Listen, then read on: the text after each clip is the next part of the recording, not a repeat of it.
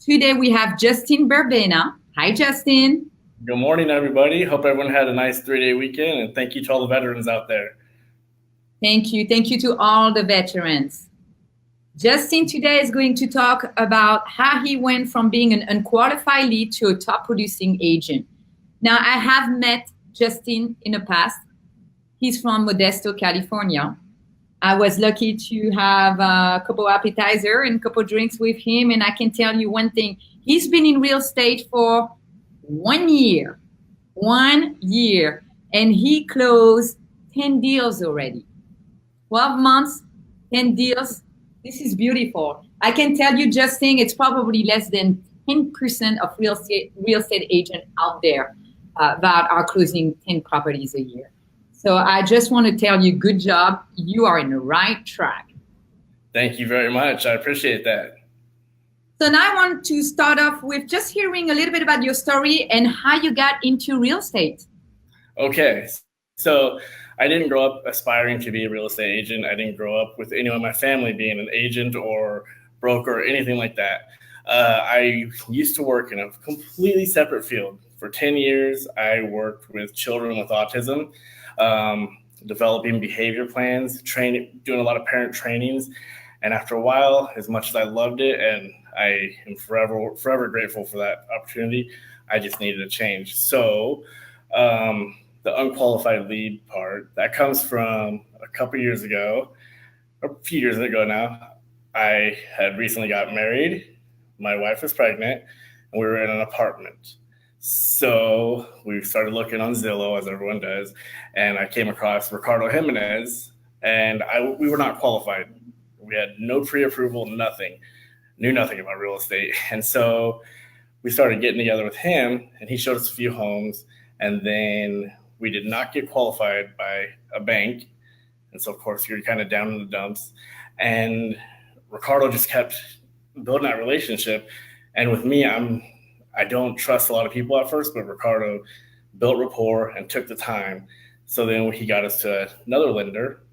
We got approved, got the house, and Ricardo stayed in touch. And when I started getting the tail end of my last job, my wife mentioned, she's like, what about real estate? And I said, you know what? I'm going to call Ricardo.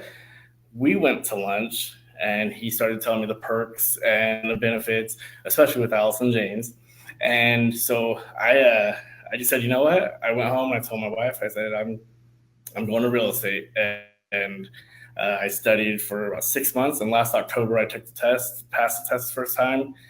And then middle of March, I just quit my old job completely. I just had my second baby. So it was kind of stressful. So I had a 1-month-old, and then I just dove straight into real estate, and I didn't look back. I knew it was something you have to go all or nothing. And I just went straight in, and here I am now. Wow. So you were an unqualified lead. Mhm. Ricardo, which everyone loves Ricardo, by the way, always follow up with you, which he's a great agent for that because he always care about you. And it didn't matter if you did not qualify. He always follow up with you, find a way Yes. for you to be qualified. And now out of the blue, he got you into become a real estate agent, right? Yes. And once he got me to be a real estate agent, then I showed up at his house. Oh man, every morning I was at his house. 8 a.m. Yep, 8 a.m. There were some days he wasn't back from the gym yet, and I was there waiting. So yeah, but it's been a great ride, and I don't regret it at all. I love it. Just building the relationships with everyone is just it's Now, really. I know in the office, one of the main things that you guys are focusing on is calling. Mhm. Some people might say, "Oh, cold calling, it's old school," but you guys are calling. How many calls are you making every day? Every day, 50 to 75 calls a day. And then I try to make at least 20 to 30 text messages. I try to do more with text messages because it's so easy. And in emails, about 10 to 20 emails each day. But the phone calls, the 50 to 75 calls, those are very important. I mean, if there's a day where I don't hit one of those numbers, then I kind of feel like I didn't do enough that day. but that's where we have text messaging. So if I can't hit all my calls, I'll start texting people. But yeah, 50 to 75, and that's consistent. Now, the old ways will be, yeah, I'll take the white page and I just call everyone. Or how do you get your data? Are they cold leads or warm leads? It's a mix of cold and warm leads. And when you're calling the cold leads, it's always it can be kind of awkward because you're just calling out of the blue. But at the same time, if you're confident and you just run with it, I mean, you never know. You could be calling a brand new lead that you've never spoke with on the phone, and they could blow you off the first 4 or 5 calls.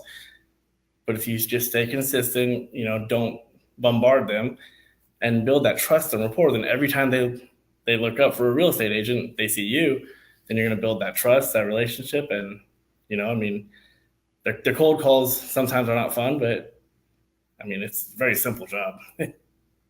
Now, do you think out of your 10 property that you sold, some are coming from the calling?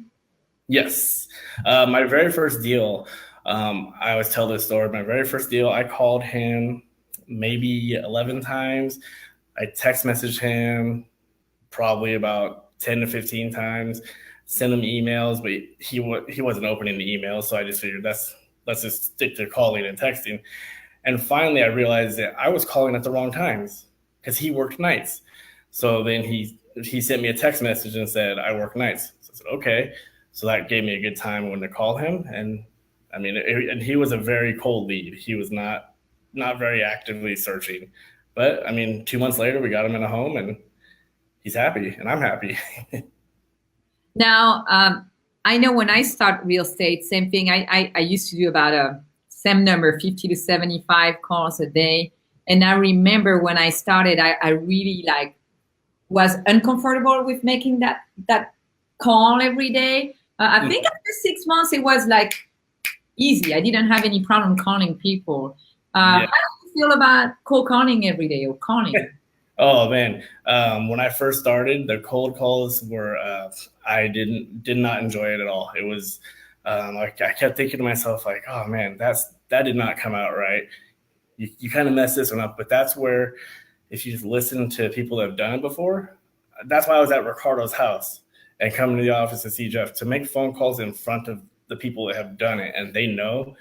And so they would give me constant feedback. And some people don't like that, but hey, I needed that feedback because I'm sure my first 2 weeks of calling were just a big mess. But that's where, if you're coachable, then you start building that confidence. And I would say, yeah, after, first few months of doing it now, I mean, I sit down and I can make a phone call, easy, no big deal. But yeah, the first couple weeks of calling, they were probably not my best work.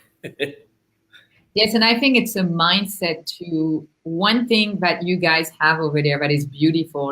And I remember when I visit Modesto, I could feel the energy into your group. Everyone is helping everyone.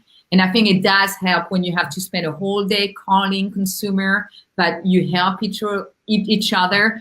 I really think it's priceless. Yes, it really is, especially when we're all making calls. And if someone hears me say something that maybe didn't come out the best way, then we're all comfortable enough to turn around and say, hey, next time maybe try saying it this way. And then we do a lot of role playing. So, I mean, it really helps. Do you guys use a system? We do use a system. And we have business. Can you share with everyone what font system do you use? We use Think. Think, okay. Yeah. And then we have business tracking sheets that we all try to keep up just so that you can see all your numbers. For me personally, I take data on myself every single day. I have a call. It's just a simple tally sheet, number of dials, how many people I spoke to, number of text messages, number of responded text messages, emails, and then appointments set. So every day, so let's say a year from now, my business is not where it is now, I can go back and say, oh, well, what was I doing a year ago that was so good? And I can always reference that. And I mean, for me personally, if you don't have data on yourself or on your business, then you really don't have anything. So how do you maintain that productivity? Uh, in this job, you must be self-disciplined. Because at my old job, I had my boss looking over my shoulder, telling me to do this, this, this. As my own business, I don't have anyone besides my wife looking over my shoulder, like, "Hey, you doing your stuff?" But got to stay disciplined. You got to stay consistent and setting a set schedule every day. From 8 to 9. Sometimes we don't like calling people. But 8 to 9, you can email, you can text message, you can knock those out right there. And so a schedule really, really helps. Yes, time blocking. Yes, definitely. And I mean, you've been in real estate only 1 year and you closed 10 deals. And I think also one of the secret is keep doing what you're doing today, even when you are going to become a top producer. Because I'm assuming if you close 10 deals on first year, there is a big chance that you will be a 20, 30 deals top producing agent. And sometimes when we become top producer, we forget the fundamental of being in real estate, which is caring about the client and keep doing what we're doing, which means when you close 30 deals, you still have to do your calls, right? And follow up with clients. Right. And you just got to keep building those relationships, keeping in touch with people. So. I know building relationship is very important for you. Can you tell us a little bit about that? Yeah. I mean, just to go back to that first story I told about Ricardo, he built a relationship with me. And I mean, people buying homes, like we deal with this every day. People don't buy homes every single day. This is a big deal for them. And it's very important to build that relationship and trust with them before we start jumping into them spending, hundreds of thousands of dollars. But I like to build my relationships and then keep in touch with them. So if they bought a home in June, I'm going to give them a call a month later in July, see how things are going. I'm going to call them around the holidays, send them, Thanksgiving cards, and just to keep in touch, stay relevant. Hey, how are you doing? How's the house? How's the family? Because people love that. Just be genuine about it. Don't force it, but just be genuine. And I mean, that's what we're here for. We're here to help people find a home. I mean, Ricardo helped me find a home. I'm forever grateful for that. He built the trust. And now the least I can do is give it back to the people. And I love helping people. So building the relationships is just, can't stress enough how much it means to people and to myself. So now we know that one thing Ricardo did great was to follow up with you after you have not been qualified. Do you have a follow-up system for your clients? I know the first year, usually you like starting, but a lot of agents don't have a follow-up system. Do you have a follow-up system in place for your clients? I do. I do have a follow-up system, and everything I do, I take notes. And so if I call them, if it's a hot lead, I'm going to try to hit them a couple times a week. But for following up with cold leads, like maybe, once a week here and there. But in between there, I'm always sending text messages just to stay relevant with them, just to let them know, hey, if you have any questions with real estate, if you need any more information, let me know. And just so I like to keep my face out there. Now, calling is your go-to. Is that right? That's your number one priority when you start your day. Is that correct? Nothing else. You got to call. Yep. Got to call. And for me, I know that my kids get home and my wife, they get home at 5:00 every day. So I have up until 5:00 to make my calls. And there's always calls that I make after 5, because people tell me, hey, I get off at 5, call me after. I'll make those, but family time is very important to me. So if I can get all my work done before they get home, then I can still have a few hours with my kids and my wife and before we wake up and do it again. But I mean, that's where the schedule comes in, and just realizing, okay, kids come home at 5:00. I have a 2-year-old and a 9-month-old. So, it's like, they're not going to let me work. No, that's not going to happen. Yeah. No. But at the same time, I mean, that's where the schedule comes in, and you get those calls done. Because sending text messages, you can text message 20 people at one time, and it's only going to take you maybe a couple minutes to draft it up and send it out. So the number one thing is the calls. Now I see a lot of people when they talk about like communication, they said, "Oh well, people don't want to talk anymore on the phone. It's better to text them than calling them." What do you think about that? Well, I think that there are some people that do like to text. However, I like to do my best to build that relationship. If they just want to text me, if we can build the relationship through texting, and then maybe I can solidify an appointment, then I can get them face to face, and then I can start using the phone.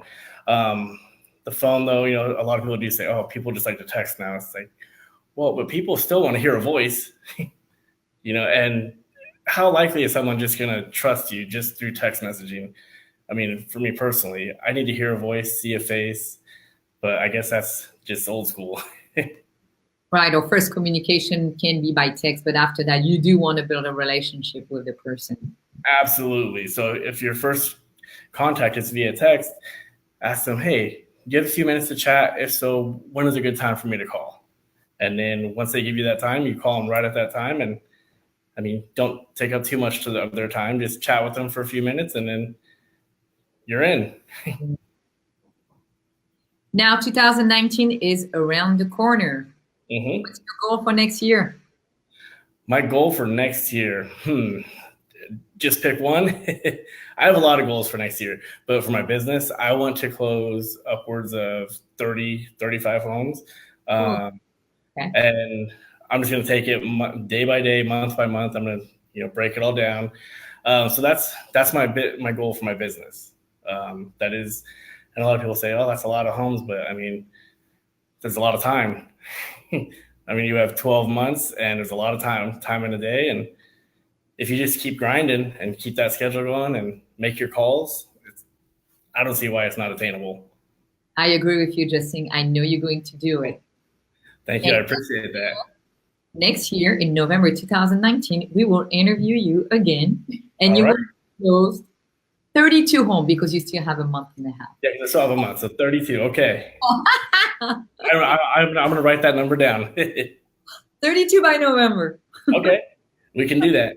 I know you can. I know you can. Justin, thank you very much for being part of this show today.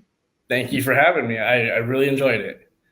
Yes, thank you for all the agents out there. It does help them in a day-to-day real estate activity. Say hi for us to Jeff and Jeremy and Ricardo and all the team over there. Tell them about them. All right. Well, thank you very much. Thanks for having me. It's been a lot of fun. If you ever want to have me on again, just let me know. Perfect. Thank you, Justin. Thank you. You guys have a good day.